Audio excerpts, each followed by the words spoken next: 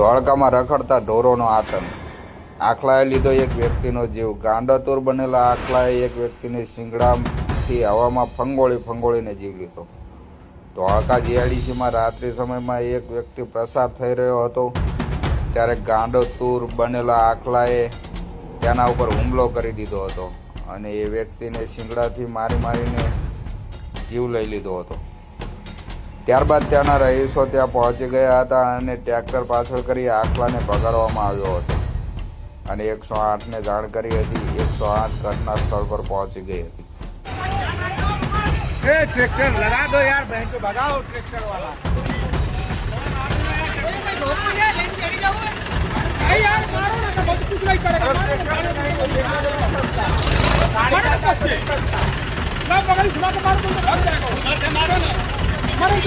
बउआ सब वहाँ है, देखिए आप मारे भैया।